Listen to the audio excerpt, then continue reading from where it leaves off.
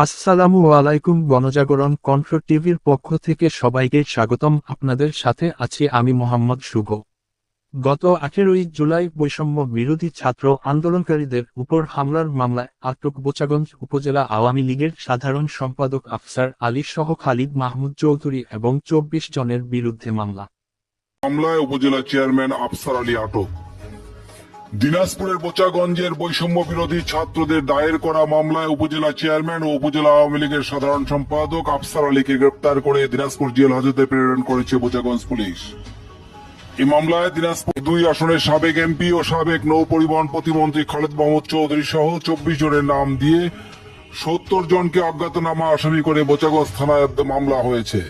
মামলা আসামিরা হলেন সাবেক নৌ পরিবহন প্রতিমন্ত্রী খালিদ মাহমুদ চৌধুরী, উপজেলা আওয়ামী লীগের সাধারণ সম্পাদক উপজেলা চেয়ারম্যান আফসার আলী, পৌর আওয়ামী লীগের সাধারণ সম্পাদক মোহাম্মদ কাউসার, তার পিএ আব্দুল বাসার, উপজেলা আওয়ামী লীগের সভাপতি আব্দুল সবুর, উপজেলা ছাত্রলীগের সাধারণ সম্পাদক ঈশান ইসলাম, কলেজ পাড়ার শাহজাহান আলী, সাবেক ছাত্রলীগ নেতা বাপ্পি সরকার, শহীদ পাড়ার সিমন ইসলাম, ছাত্রলীগ নেতা নাসিরুল ইসলাম নয়ন, শহীদ পাড়ার লিওন, মেহেদি হোসেন, হাজিপাড়ার রিয়াদ হোসেন, আটগাঁও পশ্চিম পাড়ার নাইম ইসলাম, সাবেক ছাত্রলীগ নেতা শাহনেজ সৌরভ, শহীদ পাড়ার আশরাফুল ইসলাম আকাশ, আওয়ামী লীগ নেতা ছুটি, শতাবগঞ্জ কলেজ শাখার ছাত্রলীগ সভাপতি শাহন ইসলাম, ছাত্রলীগ নেতা ঋত্বিক হোসেন, সমুদ্র ইসলাম, বড় মাঠপাড়ার সোহেল রানা, উপজেলা যুবলীগের সাধারণ সম্পাদক আশরাফ আলী তুহিন, রেল কলোনি পাড়ার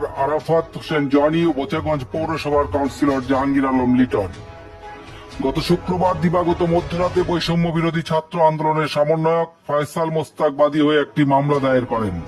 উক্ত মামলায় 17 আগস্ট বোচাগঞ্জ উপজেলা চেয়ারম্যান আফসার আলীকে গ্রেপ্তার দেখিয়ে দিনাজপুর জেল হাজতে প্রেরণ করেছেন পুলিশ। বোচাগঞ্জ থানার ভারপ্রাপ্ত কর্মকর্তা ওসি আবু বকর সিদ্দিক রাসেল মামলার বিষয়টি নিশ্চিত করে জানান, গত 18 জুলাই বোচাগঞ্জে বৈষম্য বিরোধী ছাত্র আন্দোলনের মিছিলে ছাত্রলীগ, যুবলীগ, আওয়ামী লীগের নেতাকর্মীরা হামলা করে মারপিট সহ ছাত্রীদের শ্লীলতাহানি ঘটায়। ছাত্রছাত্রীরা প্রাণ রক্ষার জন্য আত্মগোপনে থাকায় চিকিৎসাও করাতে পারেননি। এই প্রেক্ষিতে 24 জনের নাম উল্লেখ করে ও 70 জন অজ্ঞাতনামা আসামি করে বোচাগঞ্জ থানায় একটি মামলা দায়ের করা হয়। আটক উপজেলা চেয়ারম্যানকে ছাত্রদের মিছিলে হামলা করার মামলায় গ্রেপ্তার দেখিয়ে কোর্টে চালান দেওয়া হয়েছে। বিচারক তাকে জেল হাজতে পাঠিয়েছেন।